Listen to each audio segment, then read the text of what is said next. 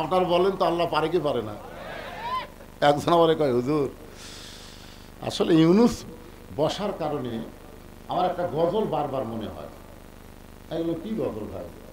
আমরা যখন শুনলাম ডোনাল্ড ট্রাম্প আমেরিকার প্রেসিডেন্ট হলো, তখন কিছু গুজব লিক বলা শুরু করলো, এইবার ইউনুস পলাবি কোন দিক দিয়ে। কিন্তু আমার একটা গজল খালি আমার ইমান বেড়ায় দেয়। কি গজল? বলে, নবী ইউনুস নবীরে খাইল মাছেতে গিলিয়া, ফেরেশতা পাঠাইলেন আল্লাহ এসমে আজম দিয়ে। একটা মাস পর্যন্ত ইউনুসকে হজম করতে পারে নাই। ইউনুস নবীর নাম হওয়ার কারণে ডক্টর ইউনুসকেও ভারত হজম করতে পারবে না, আমেরিকা হজম করতে পারবে না, উগলা বের করে দেওয়া লাগবে। জোরে কোন কথা ঠিক কি না? ইউনুস নবীরে খাইল মাছেতে গিলিয়া, ফেরেশতা পাঠাইলেন আল্লাহ এসমে আদম দিয়া। দমে দমে সে হরদম পড়ে সে এসমে আজম, মাছেরই উদর হইতে বাঁচাইলা প্রাণ। সবাই বলেন আল্লাহু আল্লাহু, তুমি জাল্লে জালালুহু, শেষ করা তো যায় না গিয়ে তোমার গুণগান। আপনারা গতকাল ফেসবুকে দেখছেন, গতবার দেখেন নাই? বাংলাদেশের সব উপদেষ্টা নাকি পলাছে। ভারত একটা চ্যানেল থেকে বলতেছে ইউনুসকে আর খুঁজে পাওয়া যাচ্ছে না। দেখেন না আপনারা? হাসনাত সার্জিস কোথায় গেল, আর খুঁজে পাওয়া যাচ্ছে না। অনুবীক্ষণ যন্ত্র লাগালেও আর দেখা যাচ্ছে না।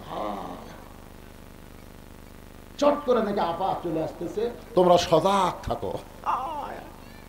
কি গুজব রে! এখন কিছুদিন পর দেখা লাগবে বাংলাদেশের গুজবটাই হলো সবচাইতে বড় গুজব। জোরে কোন কথা ঠিক কিনা ভাই? আপনারা হয়তো মনে মনে চিন্তা করতেছেন আমরা নিজেরাই এখানে আইছি। না, আপনারা এখানে আসেন নাই, আল্লাহ আপনাদের নিয়ে আইছে। আল্লাহ কোরআনে বলেছেন, মা সাবাকা মিন হাসানাতিন ফামিনাল্লাহ।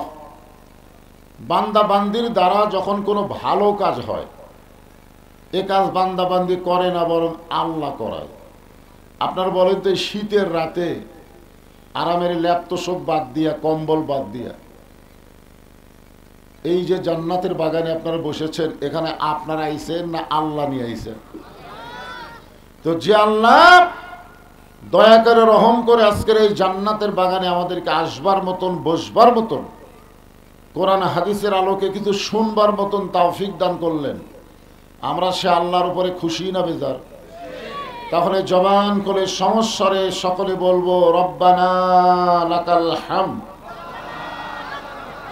হামদান কাসীরান তাইয়িবান মুবারাকান ফিহি। আমরা আল্লাহর প্রশংসা করলাম, কারণ আল্লাহকে আমরা বিশ্বাস করি। বিশ্বাস করেন না? হ্যাঁ, বিশ্বাস করি। দুনিয়াতে কোনো কারো প্রশংসা করলে তাদের লাভ ছাড়া আপনাদের কোনো লাভ হবে না, কিন্তু শুধুমাত্র আল্লাহর প্রশংসা করলে আল্লাহ সে বান্দা বান্দির প্রতি এত খুশি হয়।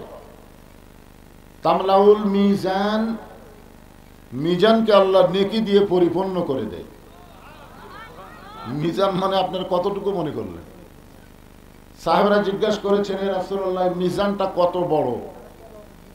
আল্লাহ রাসূল বললেন, আসমান এবং জমিনের ফাঁকা জায়গার সমান।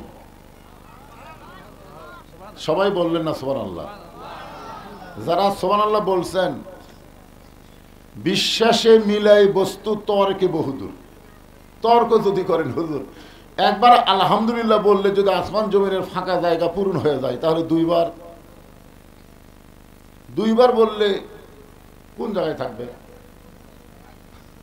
কি করেন? এরকম তর্ক করা যায় কি যায় না? তর্ক করা যায় না? আমি এক জায়গায় বলেছিলাম, আপনারা যে মাহফিলে বসে আছেন এটা বেহেশতের বাগান। এক লোক দাঁড়িয়ে বলতেছে, নিচে খেয়াল উপরে সামিয়ানা, একটু বৃষ্টি হলে একটা মানুষও থাকবে না। এইটা যদি বেহেশতের বাগান হয়, তাহলে বেহেশত খুব একটা ভালো নয়। আচ্ছা, এইরকম কথা যদি বলে, তার উত্তর কি হবে? কারণ আমরা বিশ্বাস করি, বিশ্বাস। এই জন্য একটা কথাই আছে, বিশ্বাসে মিলাই বস্তু তর্কে বহুদূর। তর্ক করে কোনো লাভ হবে না। লাভ হবে? তর্ক করে খালি ঝগড়াই হবে। আপনারা বিশ্বাস করেন, একবার আলহামদুলিল্লাহ বললে আসমান জমিনের ফাঁকা জায়গা পুরা হয়ে যায়। এখন দুইবার বললে আর একটা ফাঁকা জায়গার দরকার আছে না? আছে না? নাই? আচ্ছা, একটা ঘরের মধ্যে 100 পাওয়ারের একটা বাল্ব জ্বালালেই কিন্তু গোটা ঘর আলোকিত হয়ে যায়। ওই ঘরে আর একটা বাল্ব যদি জ্বালান, আর একটা ঘর লাগে না? ওই ঘরের মধ্যে আলো থাকে। আর একটা যদি জ্বলান, তার জন্য কি আলাদা ঘর লাগে না? ওই ঘরেই থাকে। আর একটা জ্বলান, এভাবে 100 জ্বলালে 100 ঘর লাগে না? এক ঘরের মধ্যে আলোকে রাখা যায়। জোরে কোন ঠিক কিনা? এইটা যদি বিশ্বাস করেন, তাহলে এইটাও বিশ্বাস করা লাগবে, যতবার বলবেন আল্লাহ ততবার আসমান জমিনের ফাঁকা জায়গা পরিপূর্ণ করে দিবেন। আর যখনই সুবহানাল্লাহ বলবেন, আল্লাহ এত খুশি হয়, বসে আছেন গোবর্ধনের মাহফিলে, আর আপনাদের নামে আল্লাহ গাছ লাগাই দিল জান্নাতের বাগানে। কোন জায়গায় বসে থাকে, কোন জায়গায় গাছ লাগালেন দেখছেন? এখন আপনারা বলেন তো, দুনিয়া থেকে যে জান্নাতের বাগানে গাছ লাগায় তাকে আল্লাহ জাহান্নাম দিবে? কি মনে হয়? বিশ্বাস দুই একজন না করতে বিশ্বাস নেই আমাদের মধ্যে। বিশ্বাস করতে হবে যে আল্লাহ আমাদেরকে জান্নাত দিবে যাদেরকে আজকে জান্নাতের বাগানে কবুল করেছেন। হ্যাঁ, যতবার বলবেন ততবার একটা করে গাছ আল্লাহ আপনার নামে লাগাই দিবে। ইউক্যালিপটাসের গাছ, কি গাছ? ফলবান বৃক্ষ, যে গাছের ছায়া অতিক্রম করতে একটা তেজস্বী ঘোড়া দৌড় মারলে এ দুনিয়ার 500 বছর সময় লাগবে। গাছের গায়ে লেখা থাকবে ওয়ালা তাস্তাহি আনফুসুকুম, আপনি যা চাবেন সেই ফল এই গাছ থেকে আপনাকে দেওয়া হয়ে যাবে। আল্লাহ তাআলা আমাদেরকে শারীরিক সুস্থতা এবং মানসিক প্রশান্তি, সুবহানাল্লাহ বলেন। গত বছর এখানে আমি ওয়াজ করছিলাম, মনে আছে আপনাদের? মাগরিবের পর থেকে। তখন কিন্তু আমি বলতে পারিনি যে মানসিক প্রশান্তি, এটা বলতে পারিনি, কারণ গত বছর আমাদের বক্তারা ওয়াজ করার সময় চিন্তা করা লাগছে, না জানি কি হয়, আজরাইল ধরার আগে কি পুলিশই ধরে, এরকম নানা ধরনের টেনশন নিয়ে আমাদের ওয়াজ করা লাগছে। কিন্তু এই বছর আর কোনো টেনশন নাই। শারীরিক সুস্থতা এবং মনের প্রশান্তি লাভের জন্য আজকে যারা এই জান্নাতের বাগানে এসেছেন, ভাগ্য গুণে আমরা আল্লাহ পেয়েছি, আলহামদুলিল্লাহ। কোনোদিন আল্লাহর আমরা দেখি নাই, তারপরে আমরা আল্লাহকে বিশ্বাস করি। এই মাসটা হলো রজব মাস। জোরে বলেন কি মাস? এই মাসের চাঁদ ওঠার সঙ্গে সাথে আল্লাহ রাসূল একটা দোয়া বেশি বেশি পড়তেন। সেই দোয়াটা কে দেয়? বাচ্চারাই তোরা জ্ঞানজাম করিস না তো। হ্যাঁ, আল্লাহুম্মা বারিক লানা ফি রজব ওয়া শাবান ওয়া বাল্লিগনা রমাদান। ওয়া বাল্লিগনা রমাদান শব্দের অর্থ হলো, আল্লাহ রাসূল বলতেন রমজান পর্যন্ত আমার হায়াতকে বাড়ায়া দাও। আচ্ছা, রাসূল যদি বলে রমজান পর্যন্ত হায়াত বাড়ায়া দাও, এ কথার দ্বারা রাসূল বুঝাইলেন কে কখন মরবে এটা আল্লাহর নবীও জানে না। জোরে কর, আল্লাহর নবীও যদি জানতেন তাহলে কেন বলতেন বাল্লিগনা রমাদান? তো নবী যদি না জানে, আমাদের মধ্যে কিছু কিছু লোক জানে যে এত সালের আগে হামাকর নামাই কি, ঠিক আছে, আগামীকাল পর্যন্ত আমরা থাকতে পারবো কিনা, আগামীকাল পর্যন্ত আমি বাঁচবো কিনা, এ গ্যারান্টি দেওয়ার কেউ নাই। জোরে কোন কথা ঠিক কিনা? আর এত সালে তার মানে কি?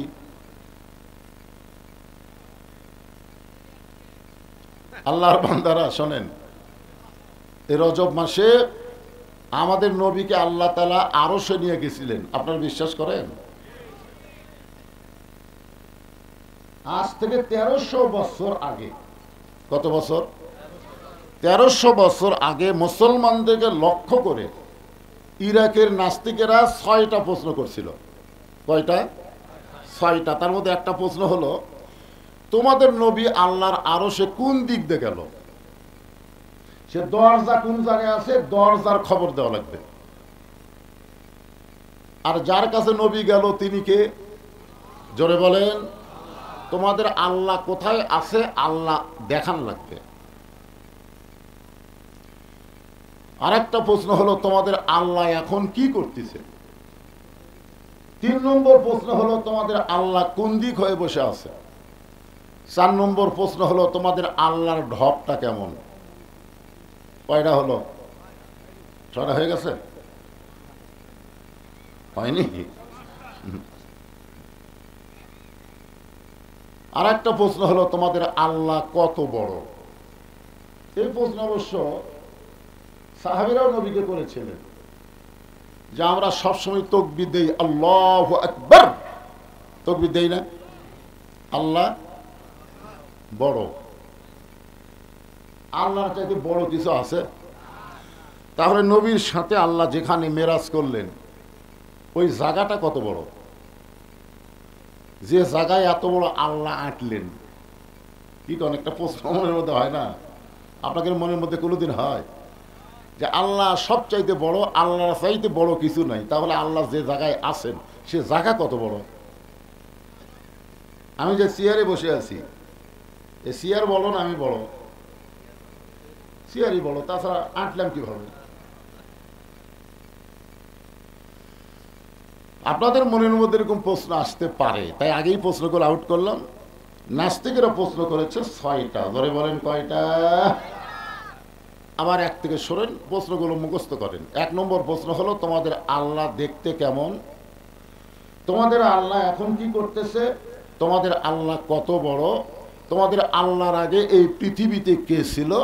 তোমাদের আল্লাহ কোন দিক হয়ে বসে আছে। তোমাদের নবী যে আল্লাহর কাছে গেল কোন দরজা দিয়ে গেল, দরজা দেখান লাগবে। এখন প্রশ্নগুলো আপনারা মুখস্থ রাখেন, উত্তর ইনশাল্লাহ আল্লাহর কোরআন থেকে দেওয়া হবে। শুনতে অসুবিধা আছে? আছে? আমি যে আয়াতে কারিমা তেলাওয়াত করেছি সেখানে বলা হয়েছে কুল, হে রাসূল আপনি বলেন ইন্না সলাতি ওয়া নুসুকি ওয়া মাহইয়ায়া ওয়া মামাতি লিল্লাহি রাব্বিল আলামিন। এখানে 4টা বিষয় আছে। ধরে কোন কয় বিষয়? 4টা বিষয়। 1 নম্বরই হলো নামাজ। আপনারা যে মসজিদের উন্নয়ন কল্পে মাহফিল করতেছেন আপনাদের নিয়ত কি? মসজিদ সুন্দর করা না মুসল্লি বাড়ানো? কোন নিয়ত? এলাকার মধ্যে বলতে পারবেন যে আমাদের গোবর্ধন মসজিদ হলো ফার্স্ট, এত ভালো মসজিদ একটাও নেই। এই কথা বলার জন্য কি মসজিদ করা? হ্যাঁ, কি করা? নামাজের জন্য। কোন নামাজের জন্য মসজিদ দোতলা করলেন? 5 ওয়াক্তের জন্য না জুমার জন্য? কোন নামাজের জন্য? অথচ এই রজব মাসে আল্লাহ নবীকে যে নামাজ দিয়েছেন তার মধ্যে জুমার নামাজ নাই। হ্যাঁ, মানে আমরা যে 5 ওয়াক্ত নামাজের ওয়াজ শুনবো এই নামাজ কিন্তু আল্লাহ নবীকে দিয়েছেন আল্লাহর আরশে। জোরে কর না সুবহানাল্লাহ। কিন্তু জুমার নামাজ কিন্তু আল্লাহ নবীকে আরশে দেয়নি। আপনারা জুমার নামাজ কখন আইছে দুনিয়াতে আপনারা জানেন? আল্লাহ নবী যখন মদিনাকে কোরআনের রাষ্ট্র ঘোষণা করে নিজে রাষ্ট্রপতির আসনে বসলেন ওই সময় আল্লাহ তাআলা নবীকে জুমার নামাজ দিয়েছেন। মানে নামাজ কায়েম না হয়ে জুমার নামাজ আসেনি। আগে নামাজ কায়েমের কথা। কারণ যেখানে কোরআনে নামাজের কথা আছে কোনো জায়গায় আল্লাহ বলেনি যে তোমরা নামাজ পড়ো। প্রত্যেকটা জায়গায় আল্লাহ বলেছেন, শুরুতেই আপনারা দেখেন, শুরুতেই কোরআনের শুরুতে আল্লাহ বলতেছেন আল্লাযীনা ইউমিনুনা বিল গায়বি ওয়া ইউকিমুনাস সালাত। কি বলতেছে? নামাজ কি করো? পড়ো। ওয়া ইউকিমুনাস সালাত মানে কি নামাজ পড়ো, নামাজ কায়েম করো। এরপরও আরো 81 জায়গায়, সর্বসাকুল্যে 82 জায়গায়, প্রত্যেকটা জায়গায় আল্লাহ নামাজ কায়েমের কথা বলেছেন। এক জায়গায় আল্লাহ বলেনি ইকরাউস সালাত, নামাজ পড়ো, এ কথা আল্লাহ বলেনি। তাহলে নামাজ কায়েম করা মানে আপনারা কি বুঝতেছেন? কায়েম করা মানে কি? এই যে আমার আগে কাকুলি ভাই ওয়াজ করে গেল, ইন্নাস সালাতা তানহা আনিল ফাহশাই ওয়াল মুনকার, একমাত্র নামাজই পারে মানুষকে যাবতীয় বেহুদা খারাপি কাজ থেকে হেফাজত করতে। জোরে কারণ সুবহানাল্লাহ। আমাদের প্রত্যেকটা যুবক ছেলের হাতে একটা করে মোবাইল আছে না নাই? আচ্ছা, এই মোবাইল পায় এরা কি ভালো আছে না খারাপ হচ্ছে? ভালো হচ্ছে। দেখছেন এই ছোট একটা বাচ্চাটা খারাপ হচ্ছে। কারণ বাড়িতেই তো আমি দেখতেছি আমার নাতি নাতিরা মোবাইল ছাড়া ভাত খায় না। যখন ভাত দেয় খালি কান্দে, ভাত দেখাই ভয় করে, পরে মোবাইল চালু করে দেখে গপ গপ করে খায়।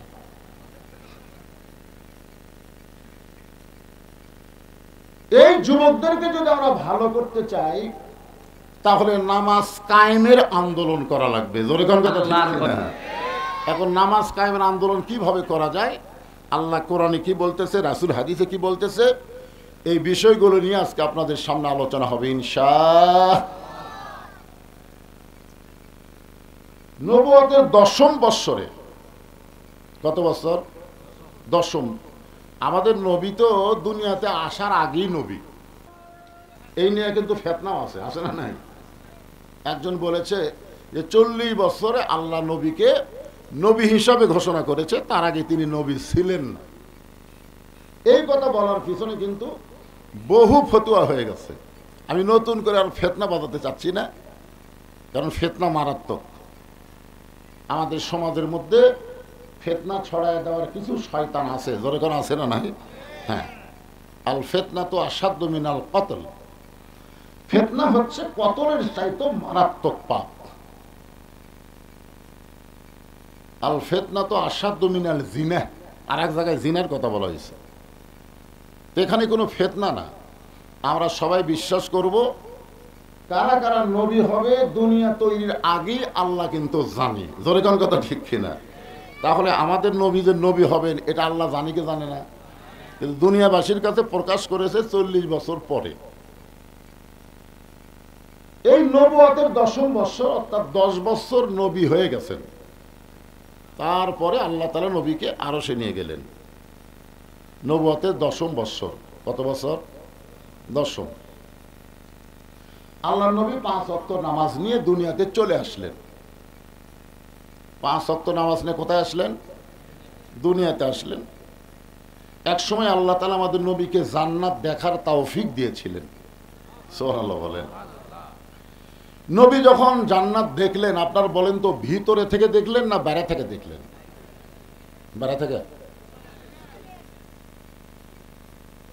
না, আসলে বাহির থেকে দেখার ভিতর থেকে দেখা দুটোকে এক।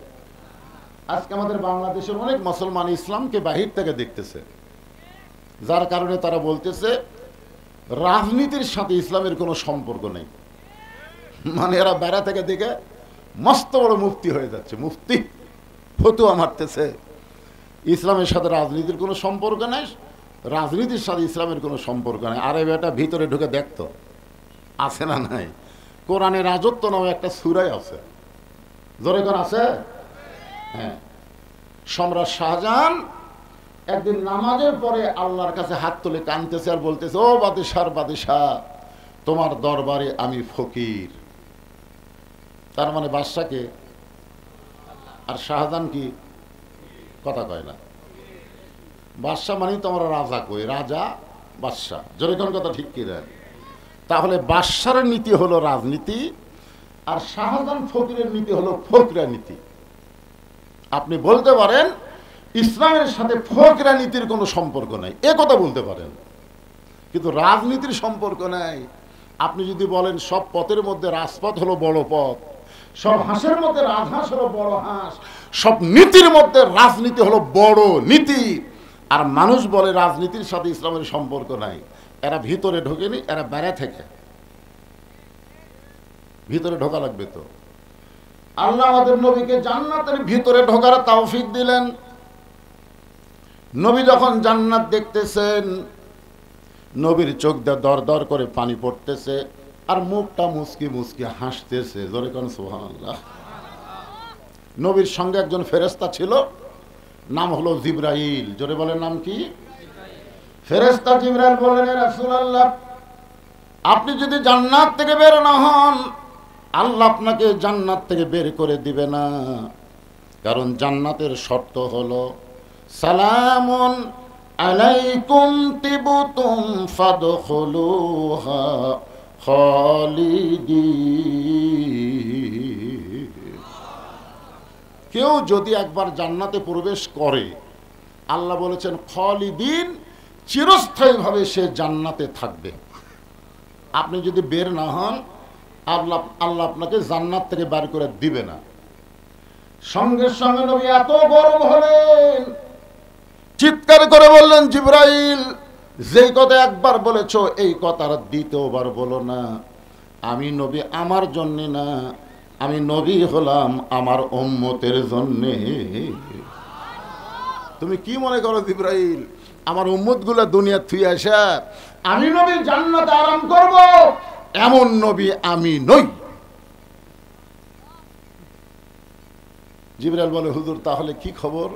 রাসূল বলেন, খবর হলো আল্লাহ যদি আমাকে বলতো জান্নাতে থাকেন, তাহলে আমি ঢুকতামই না। আমি সেই নবী, যেদিন আমার সমস্ত উম্মত উম্মতিকে আল্লাহ জান্নাত দিবে, সেই দিন আমি নবী থাকার জন্য জান্নাতে ঢুকবো।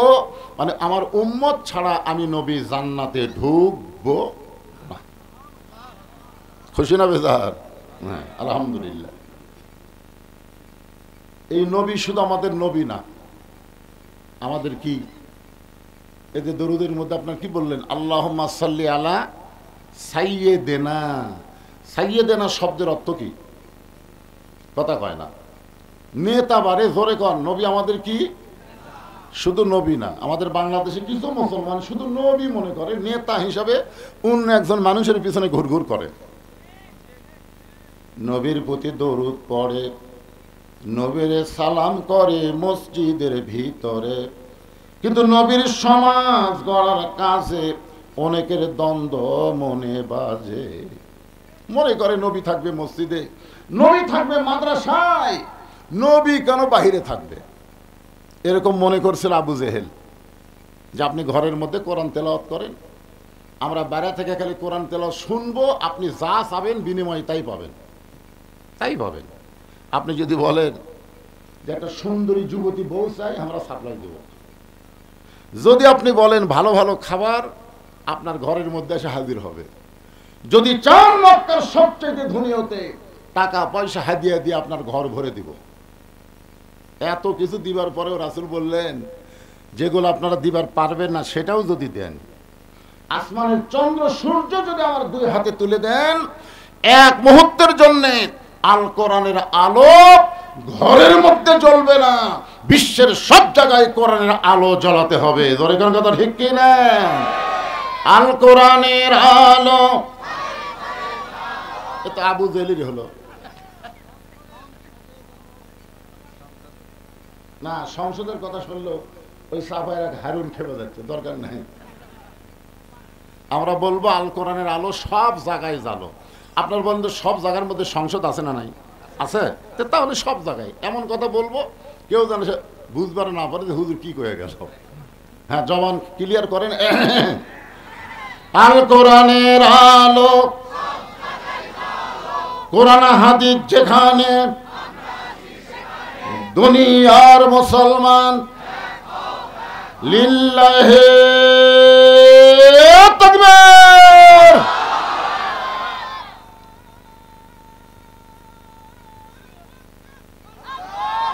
কেরে এত কয়ালিপ টান লইরা, মাশাআল্লাহ। শোনেন, গত বছর মাগরিবটা ওয়াজ করছিলাম তো, আজকে দেরি হয়ে গেছে।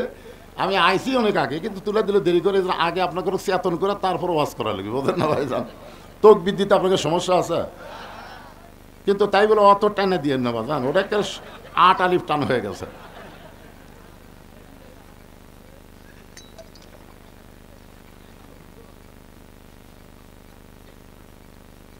প্রশ্ন 6টা মনে নেই আছে। 6টা প্রশ্ন করছে 1300 বছর আগে, তখন এরকম অ্যাটম বোমা ছিল না। এখন ভারত ভয় দেখাচ্ছে, বাংলাদেশ যদি কিছু বেশি কিছু করে, আমাদের হাতে পাওয়ার আছে। ফাটাকেষ্ট মিঠু চক্রবর্তী কি কথা জানেন? আর ওর বাড়ি কিন্তু বাংলাদেশি, কিন্তু ভারতের যা খুব মরদ হয়ে গেছে। তো বলতেছে আমরা যদি ভারত ইচ্ছা করি বাংলাদেশকে দখল করতে আমাদের 15 দিনও লাগবে না।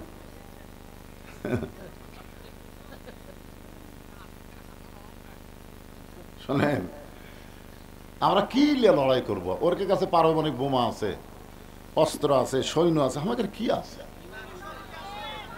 মাশাআল্লাহ মাশাআল্লাহ, এটাই শুনবার চাচ্ছিলাম। আমাদের জাতির পিতার ঈমান ছিল যত বড়ই নমরুদের চুলা থাক সমস্যা নেই, ঈমানের কাছে নমরুদের আগুন যেমন কিছু না, ভারতের যত অস্ত্র থাক বাংলাদেশের মুসলমানের কাছে কিছুই না। যেরকম ঠিক কিনা? কয়েকদিন আগে কি বলেছিল যে আমরা পেঁয়াজ বন্ধ করে, চিনি বন্ধ করে, আলু বন্ধ করে না খেয়ে মারবো। আল্লাহ কয় তোরকে লাগবে না। বাংলাদেশ যে উর্বর ভূমি আগে হচ্ছিল মন বিঘাকে 80 মন, এবার হচ্ছে 145 মন। শিবগঞ্জ আমার শ্বশুর বাড়ি, কয় হুজুর আলু জীবনে এরকম হয় আমরা দেখিনি, খালি মাটি টানতে দেখি আলু, ভিতরে একটাও মাটি, সব আলু খেয়ে বড় হয়ে গেছে। আমা মিন দাব্বাতিন ফিল আরদি ইল্লা আলাল্লাহি রিজকুহা। এরপরে আল্লাহ বলেছেন ফালিয়াবুদু রব্ব হাযাল বাইত আল্লাযী আত'আমাহুম মিন জু'ইন ওয়া আমানাহুম মিন খাউফ। ওয়া আমানাহুম মিন খাউফ। আল্লাহ বলতেছেন ওই ঘরের মালিকের তোমরা গোলামি করো, নামাজ পড়ো, আমি আল্লাহ তোমাদেরকে সঙ্গে সঙ্গে 2টা পুরস্কার দিব। 1 নম্বর পুরস্কার হলো তোমাদের রিজিকের কোনো পেরেশানি করা লাগবে না, ক্ষুধা দারিদ্র তোমাদেরকে স্পর্শ করতে পারবে না। আর সমস্ত ভয় থেকে, যত ভয় আছে, অ্যাটমের ভয়, হাইড্রোজেনের ভয়, বোমার ভয়, অস্ত্রের ভয়, সমস্ত ভয় থেকে আমি আল্লাহ তোমাদেরকে পুরোপুরি নিরাপত্তা দিয়ে দিব। নিরাপত্তা দেওয়ার মালিককে আরো জোরে আলহামদুলিল্লাহ। 1 নম্বর হলো নামাজ। এই 4টা বিষয়ের মধ্যে 1 নম্বর হলো নামাজ। এই নামাজটা এত গুরুত্বপূর্ণ, রাসূল বলেছেন লা সালাতা লা ঈমানা, যার নামাজ নাই তার ঈমান নাই। খালি ঠিক কয়জন কথা, এই জায়গাত কিন্তু আর জবান খুলতেছেন না। কারণ আপনাদের মধ্যে এমনও মানুষ থাকতে পারে যারা মাগরিবও পড়েনি, এসব পড়েনি। আপনার বলেন তো যারা মাগরিব এসব পড়েনি আর ফজর পড়বি, কিসের কয় পড়তে পারে? 5 ওয়াক্ত নামাজের মধ্যে সবচাইতে কষ্টের নামাজ হলো ফজরের নামাজ। এই ঠান্ডার দিনে ফজর পড়া মানে কি? অনেক হুজুরাও পর্যন্ত ফেল করতেছে রে ভাই। হ্যাঁ, হুজুরাও করতেছে, কি করবেন? তো যারা মাগরিব এশার নামাজ পড়েননি, এই হাদিস অনুযায়ী তাদের খবর কি হলো? লা সালাতা লা দীন, যার নামাজ নাই তার কোনো ধর্ম নাই। বাইনাল আবদি ওয়াল কুফরি তরকুস সালাত, বান্দা কাফের মধ্যে পৃথক করার জিনিসটার নামই হলো নামাজ। এই নামাজ ওয়াজ দেওয়া হবে না। কাতুলি সাহেব বললেন 32 বছর, আমি বললাম 42 বছর, আরো 100 বছর ওয়াজ করেন, ওয়াজ দিয়ে নামাজ হবে না, হবে না। এই জন্যে নবুয়তের 10ম বৎসর আল্লাহ নবীকে নামাজ দিলেন। এরপরও নবী 3 বছর মক্কায় ছিলেন। প্রকাশ্যে আজানও হয়নি, প্রকাশ্যে জামাতও হয়নি। রাসূল কয় আল্লাহ আপনি কোরআনে বললেন ও আকিমুস সালাত, নামাজ কায়েম করো, কিন্তু আমরা তো পারতেছি না। নামাজ পড়তেছি একা একা ভয়ে ভয়ে, একজন খাড়া করেছি আর একজন নামাজ পড়ে, তাহলে কায়েম কেমনে হবে? পড়াই যাচ্ছে না। করোনার সময় আমরা পড়বারই পারিনি, জোরে কোন কথা ঠিক কিনা? আমার মাদ্রাসা মসজিদে তারাবির সময় সব মসজিদে ঘোষণা করে দিছে যে ইমাম, মুয়াজ্জিন, মসজিদ কমিটি সহ সর্বমোট 12 জন। করোনার ভয়ে এখন কমিটি সব লোক নামাজ পড়ার গেছে, যদি মরে যাই এখন সাধারণ মুসলিম ঢোকার জায়গায় নেই। সব আছে এখন মাদ্রাসার মসজিদে। হুজুর আপনি কি করবেন বাইরে? তাহলে 2 জন তোমরা গেটত খাড়ায় থাকো, পুলিশের কোন গাড়ি দেখলি খালি একটু ইশারা দিবা, আমরা এক সময় 2 জন একটা গাড়ি থেকে মনে করছে পুলিশের গাড়ি, পুলিশ পুলিশ কতি কার স্যান্ডেল ঘুড়ি পড়ে আছে ভাই, মারছে দৌড়, নিয়ত করার পরেও নামাজ ছাড়ে দৌড়াচ্ছে। করোনার ভয় কিন্তু না, পুলিশ জরিমানা করবে, 12 জনের জায়গায় 32 জন হলো কেন, সমস্যা। আল্লাহ বলেন, হাবিব মক্কায় আপনাকে আমি নামাজ দিয়েছি, কিন্তু নামাজ কায়েমের পরিবেশ মক্কায় নাই। নামাজ কায়েমের পরিবেশ করতে গেলে আপনাকে যেতে হবে মদিনা। দিনের বেলা না, রাত্রে বেলা, গভীর রাত্রে মক্কা ছেড়ে আপনাকে মদিনায় হিজরত করা লাগবে। চিন্তা করে দেখেন, নামাজ কায়েমের জন্য নবী মক্কা ছেড়ে কোথায় যাবেন? একটু হোহা করেন, কোথায় যাবেন? গভীর রাত্রে একদিন হিজরতের হুকুম হবে, সেই দিন আপনি মক্কা ছেড়ে মদিনায় যাবেন। আল্লাহ হিজরতের হুকুম দিল ওই দিন, যেদিন মক্কার 37 জন নেতা আল্লাহ নবীর বাড়ির চারিধার ঘেরাও করছে। যতদিন নবীর বাড়ির চারিধার ফাঁকা ছিল, কেউ ঘেরাও করেনি, তখন আল্লাহ হিজরতের হুকুম দেয়নি। যেদিন দিছে সেদিন নবী জানলা দিয়ে দেখতেছে, দাও লিয়া, চাইনিজ কুড়াল লিয়া, ফালা লিয়া, লাঠি লিয়া নবীর বাড়ির চারিধার ঘেরাও করছে। আল্লাহ বলতেছে এখন হিজরত করেন। নবী কই ক্যারি, এরকম কঠিন অবস্থা আল্লাহ হিজরত করতে বলার পিছনে আল্লাহর কারণ কি? যেদিন কেউ ছিল না সেদিন আল্লাহ হিজরতের হুকুম দিল না, আর আজকে এইভাবে বাড়ি ঘেরাও করছে, আর এখন বলছে যে হিজরত করেন। আল্লাহ নবী ডাক দিলেন, আলী, লব্বাইক ইয়া রাসূলুল্লাহ। নবী বলেন, আলী আমার বিছনায় তোমাকে ঘুম পাড়তে হবে, ওড়ে তামানে চাদর দিয়ে। আলী বলতেছেন, হুজুর কেন? বলে, দেখো চারিধার আমার ঘেরাও করছে মারার জন্য, তুমি আমার বিছনাতে এমনভাবে থাকবে ওরা তার মনে করে আমি ঘুমে আছি, এই মনে করে তোমাকে বসাবি, মনে করবে নবী ঘুম পাড়তেছে, ঘরের থেকে বাড়ায় না করে জানলা দে মার, এই মনে করে তোমাকে বর্ষা মারবে আর আমি চলে যাব। আলী কয়, হুজুর আপনি কোথায় যাবেন? বলো, অত শোনার দরকার নাই, বিছাত ঘুম পাড়বো কিনা সেটা কর, কিন্তু আমাকে মনে করে কিন্তু মারবি। এইরকম কথা বললে কেউ বিছনাত শুনবে? হযরত আলী বললেন, ইয়া রাসূলুল্লাহ আমার আপত্তি নাই। রাসূল বলে, আলী একটাবার চিন্তা করো। আলী বলতেছে, আমার জীবনের চাইতে আপনাকে ভালোবাসি, আপনি নিরাপদ হলেই ইসলাম নিরাপদ হবে। ওরে তামানে চাদর দিয়ে হযরত আলী ঘুমায় গেলেন। রাসূল তো মানুষ, মনের মধ্যে সন্দেহ হচ্ছে, কে রে ঘুমালো না কান দিচ্ছে। চাদরের মুড়ি তুলে দেখে, ওরে বাবা, জানে মৃত্যুর বিছানা, তারপরে ঘুম পাড়ে, জানে রাত 12টায় ফাঁসি হবে, তারপরেও ঘুমাই। আছে না নাই? মীর কাসেম আলী উকিলকে বলতেছে, কে রে খবর কি? বলে, আজকে রাত 12টায় আপনার ফাঁসি হবে স্যার। বলে, এখন বাজে কয় টাকা? 9:30। আলহামদুলিল্লাহ, এখন 2.5 ঘন্টা আছে, ঘুম পাড়ি। বসতে কি করবো, 2 ঘন্টা ঘুম পাড়ি, চেতন যদি না পাই আমাকে ডাক দিও। উকিল কই, মানুষ না পাগলা রে, চেতন পাবি না মানে? উকিল মন খারাপ করে চলে গেছে। 2 ঘন্টা পরে এসে দেখে ফাঁসির কন্ডম ছেলে নাক ডাকে ঘুম পাড়তিছে। উকিল চিন্তা করে 8 ঘন্টা পর ফাঁসি হবে, এই মানুষটা এরপরেও কেমনে ঘুমায়? পায়ের বুড়া আঙ্গুলে যখন একটু নড়াইছে, ঘুম থেকে চেতন পায়। বলে, উকিল ভাই ফাঁসির কি সময় হয়েছে? বলে, এখনো 8 ঘন্টা বাকি আছে।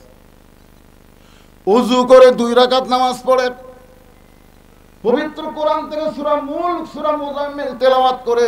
বলে, উকিল ভাই আমার কয়েকটা কাপড়ের মধ্যে সবচাইতে ভালো কাপড়টা আমাকে বাছাই করে দাও।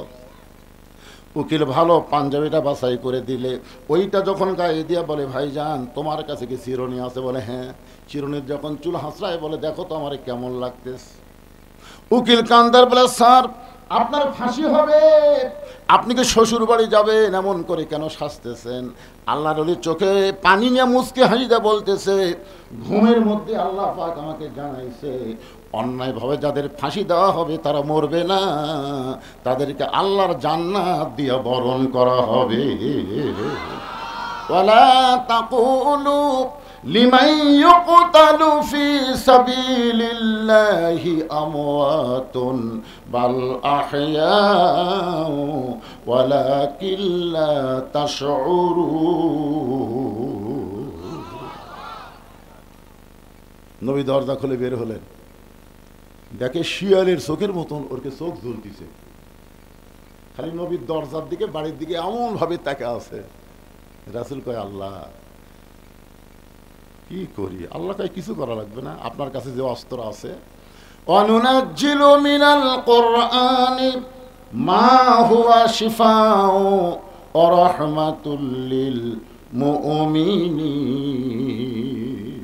সব সমস্যার সমাধান। এই আয়াতকে আপনারা বিশ্বাস করলেন না? করছেন? আয়াতের বাংলা অর্থ কি? একটা স্লোগান দিলি তো অর্থ বার হয়ে যায়।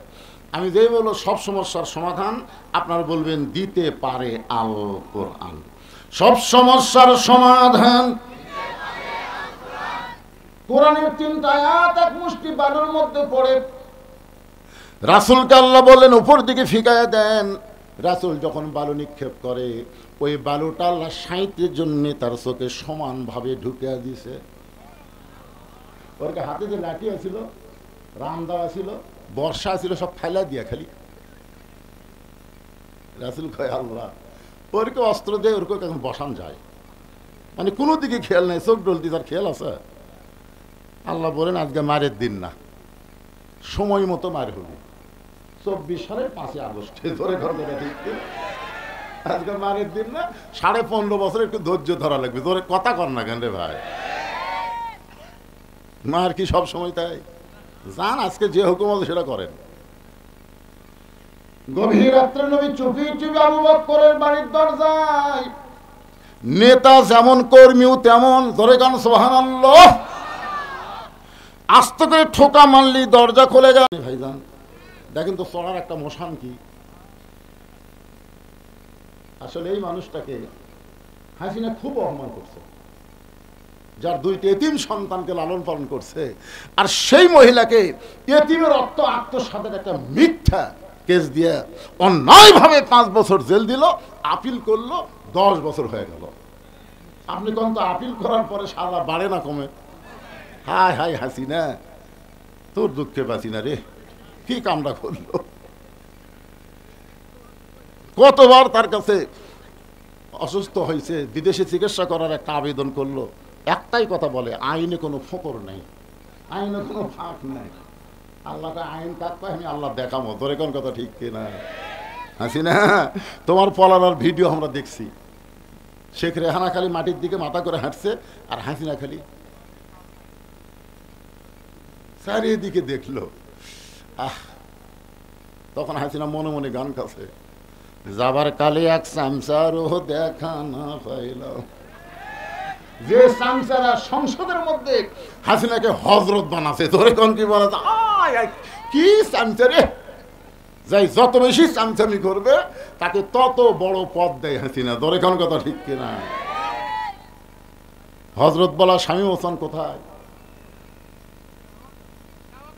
আরে কাউয়া কাদের ওয়াজ শেষ, কাউয়ার ওয়াজ আর কতদিন করবেন? কাউয়া এ বাবা এ যে মুরব্বী কি করতেছেন, লোকজন ওইদিকে তাকায়, বোঝেন না? গত বছর মাগরিব তো ওয়াজ করছি 2 ঘন্টা, একে মন ভরেনি। এবার আবার রাত্রে দাওয়াত দিয়েছে, আজকে চলতে থাকবি, কতক্ষণ হয় না না ওটা বসার চান্স আছেন নাকি? 6টা প্রশ্ন খালি খেয়াল থবেন, কোরআন থেকে উত্তর হবে। তোমরা কাফেরেরা নাস্তিকেরা যা বলবা তাই।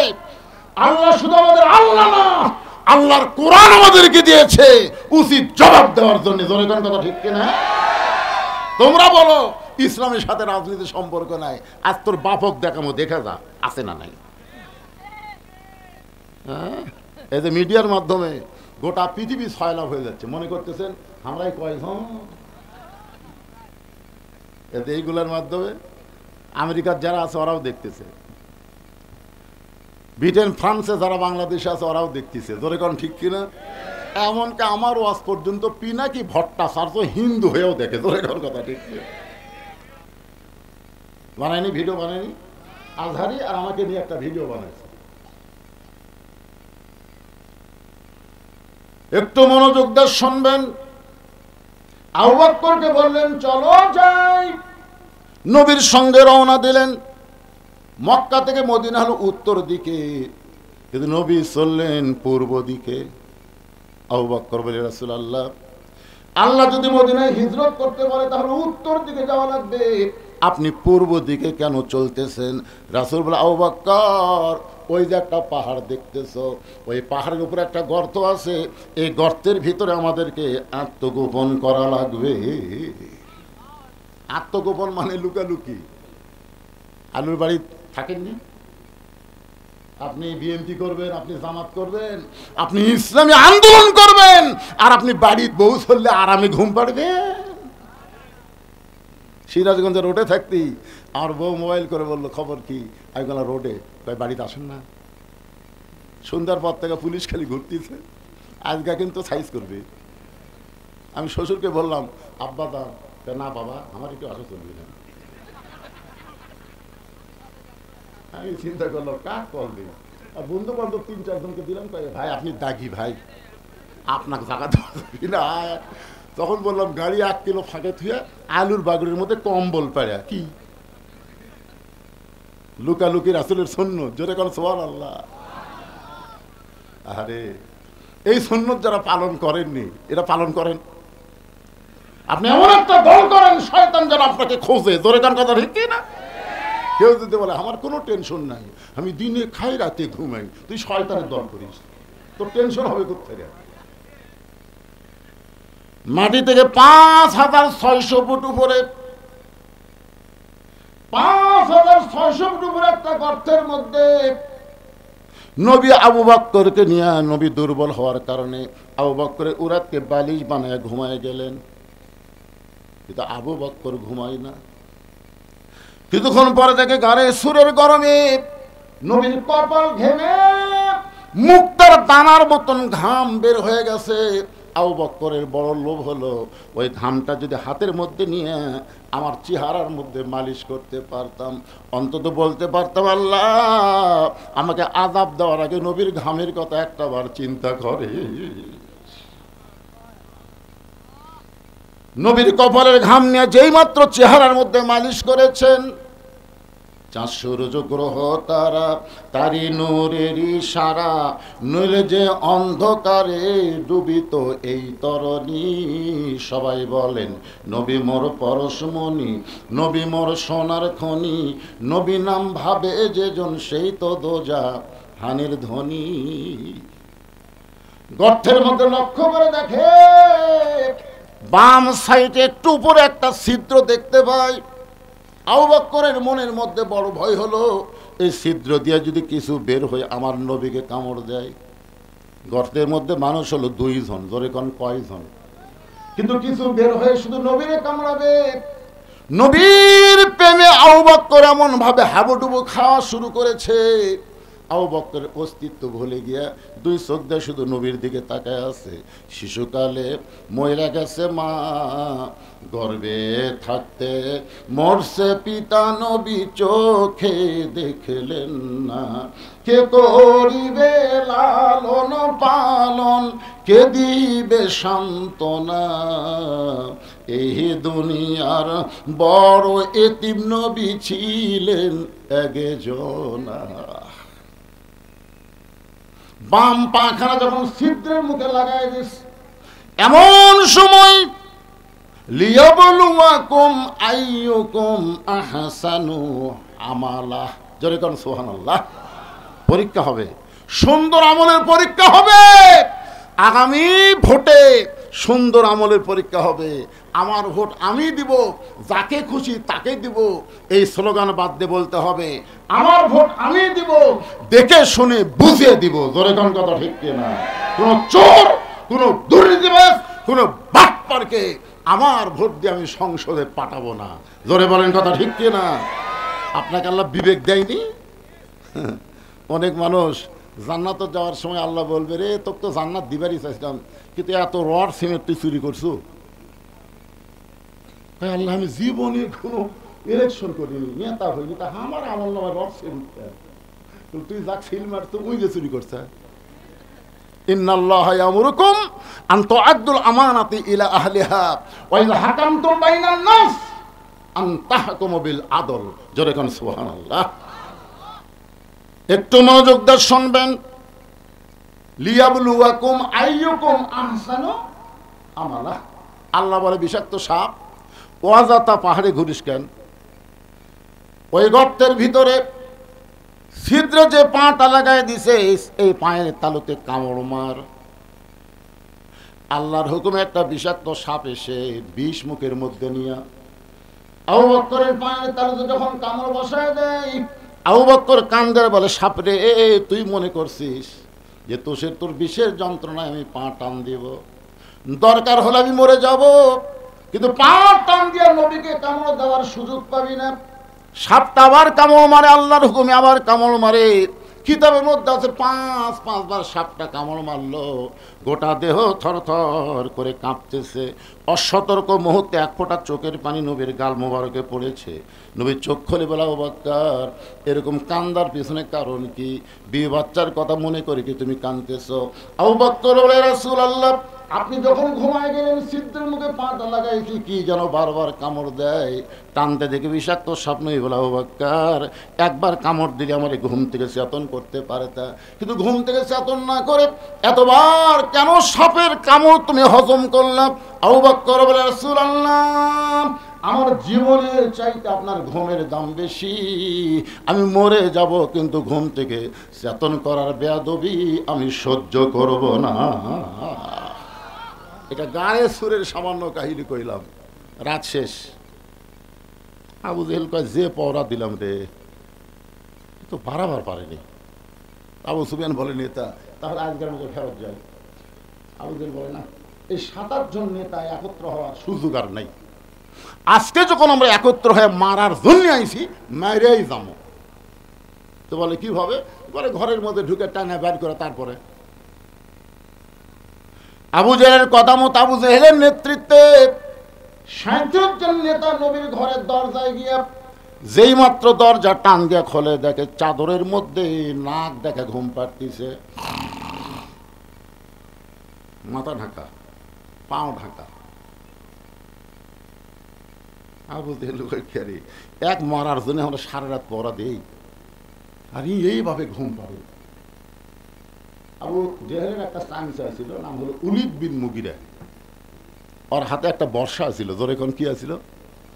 এই বর্ষাটা চাদরের উপর দিয়েই মারবি, যাকে মারার জন্য সারা রাত চেতন থাকি, আর আমি ঘুম পাড়ে এক না মারা পর্যন্ত শান্তি নাই।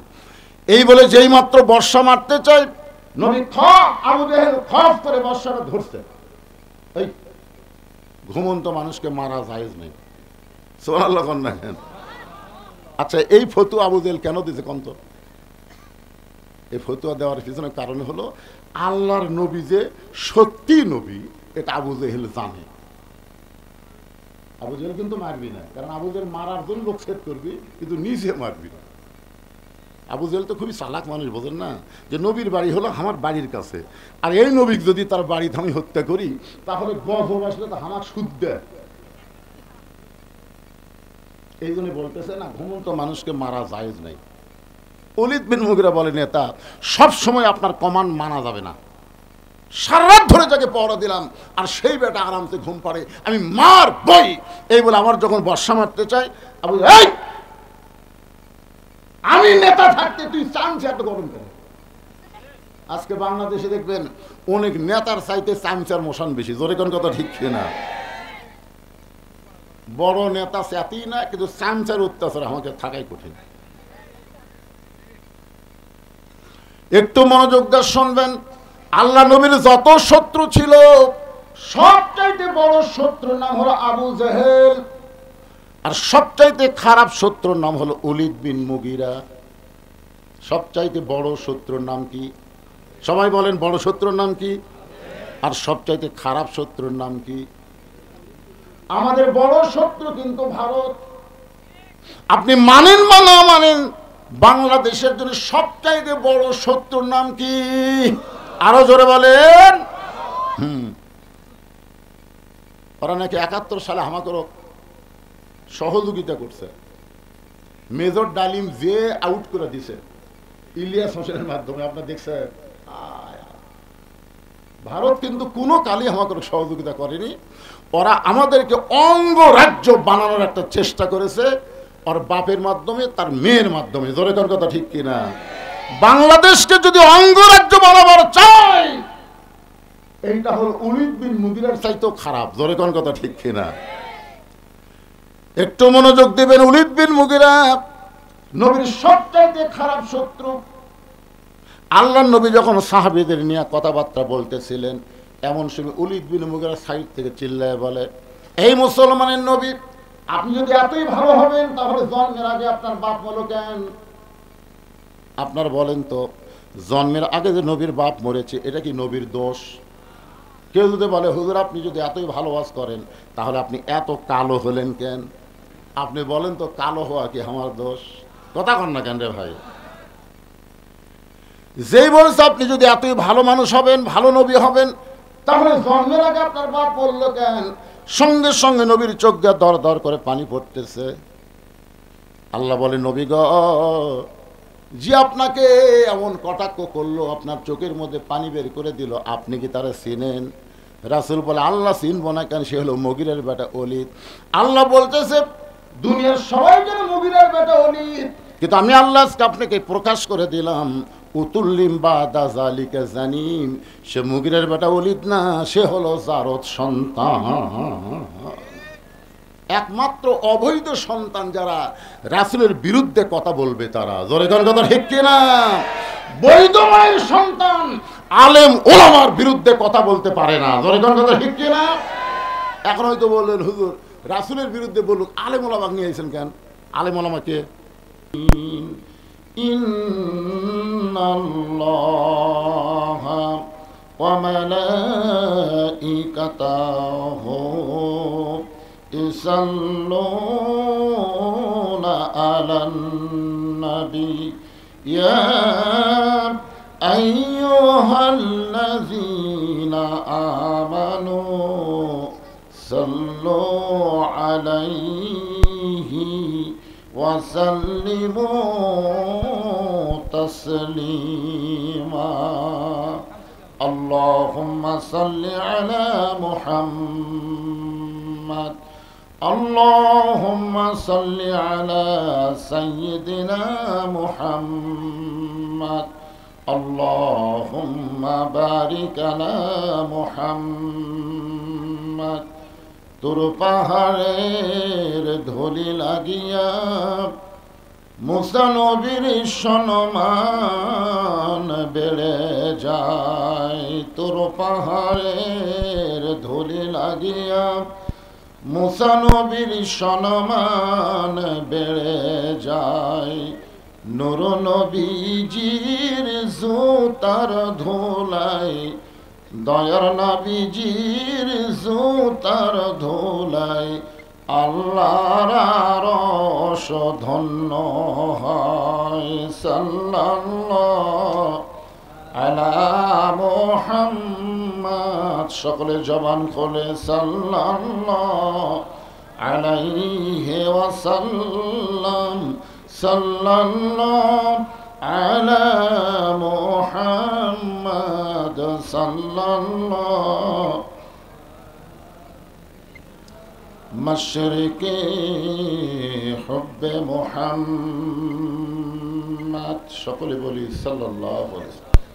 मतलाई दीवानी माँ, मतलाई खुर्शीद इश्कास, सीनाए सोजानी माँ, बलागल उला बिकमालिही, कशाफत दुजा बिजमालिही, حسنت جميع خصاله صلوا عليه وآله اللهم آمين। জান্নাতের বাগান থেকে জান্নাতি মানুষদেরকে নিয়ে আমি গুনাহগার তোমার রহমতের দরজায় দুখানা হাত তুলেছি আল্লাহ। হাসরের ময়দানে জাব্বার আর কাহার নামে রূপ নিয়া তুমি যখন বিচার শুরু করবে, তোমার সামনে দাঁড়ায়া সমস্ত নবীরা নাফসি নাফসি বলে কাঁদতে থাকবে। এমন কঠিন অবস্থা হাসরে হবে, সেদিন সমস্ত নবী তার উম্মতকে ভুলে যাবে, শুধু বলবে আল্লাহ আমার কি হবে, আমার কি হবে। একমাত্র দরদি নবী শাফাতের কান্ডারি ইয়া রব্বে হাবলি উম্মতি বলে সেজদায় পড়ে যাবে। সেই কঠিন মুসিবতের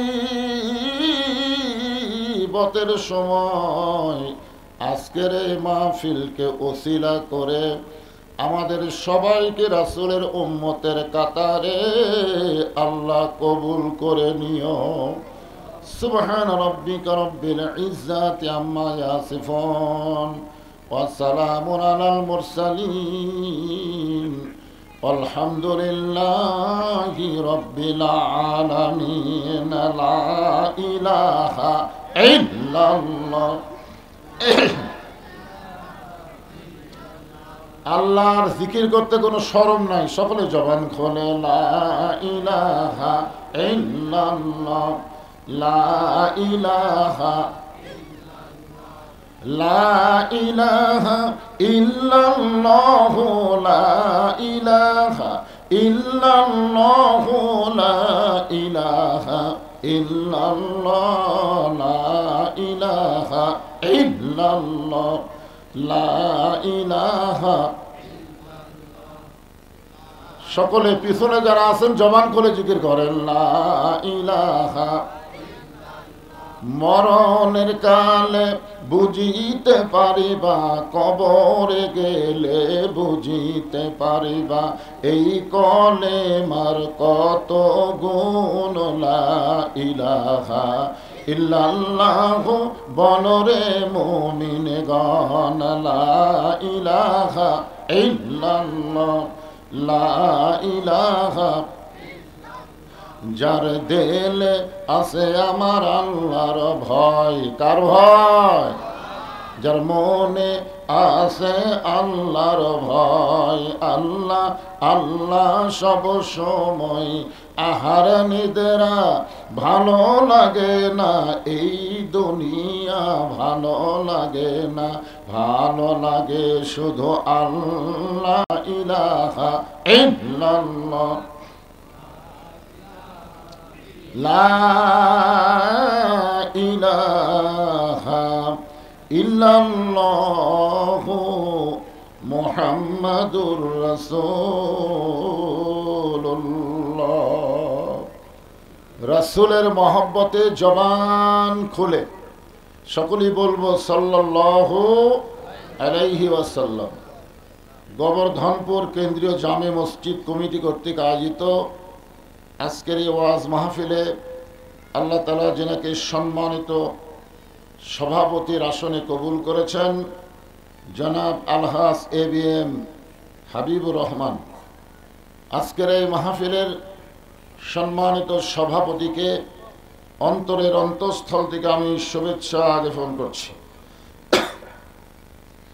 আজকের এই মাহফিলের সম্মানিত সহসভাপতি মুফতি AKM আশিকুর রহমান, কারি মাওলানা মোহাম্মদ ওবায়দুল্লাহ, সম্মানিত সভাপতি এবং সম্মানিত সহসভাপতি দ্বয়কে অন্তরের অন্তঃস্থল থেকে আমি শুভেচ্ছা জ্ঞাপন করছি। আজকের এই মাহফিলের সম্মানিত প্রধান অতিথি যদিও আসতে পারেন নাই, ওনার পক্ষ থেকে মসজিদের উন্নয়ন কল্পে নগদে 20,000 টাকা তিনি দান করেছেন। জনাব মোহাম্মদ বিলজার রহমান আজকের মাহফিলের বরেণ্য অতিথি, সম্মানিত অতিথি, বিশেষ অতিথি, বহু অতিথি, সকলকেই অন্তরের অন্তঃস্থল থেকে আমি শুভেচ্ছা জ্ঞাপন করছি। আজকের এই মাহফিলের সম্মানিত ওলামায়ে কেরাম, এ জাতির শ্রেষ্ঠ সন্তান আলেম ওলামা। রাসূল বলেছেন, আল ওলামা ওয়ারাসাতুল আম্বিয়া, আলেমগণ হচ্ছে নবীদের ওয়ারিস। আল্লাহ বলেছেন, ইন্নামা ইয়াখশাল্লাহ মিন ইবাদিহিল ওলামা। আপনাদের মাঝে মাঝে যে সমস্ত আলেম ওলামা বসে আছেন, মঞ্চে আছেন, মাগরিবের নামাজের পর থেকে এত রাত পর্যন্ত কোরআন হাদিসের আলোকে অত্যন্ত গুরুত্বপূর্ণ আলোচনা করে আপনাদেরকে শোনালেন। এই বয়স থেকে তালিম দেওয়া লাগবে। তালিম মানে কি? শিক্ষা। 7 বছর বয়স থেকে তালিম দাও, শিক্ষা দাও। কোরআনের মাহফিলে কি করা লাগে এটা আপনাকে সামনে হজুই করে, আপনারা কিছুই করেন না। তার মানে কিছু বলা লাগবে না? আপনারা তো বড় হোক, কিন্তু বুদ্ধি শুদ্ধি নাই, হইচই করতেছে সেই শুরু থেকে। মনে হয় কোন জায়গায় গেছিল, আবার আইসে সাই জায়গায়।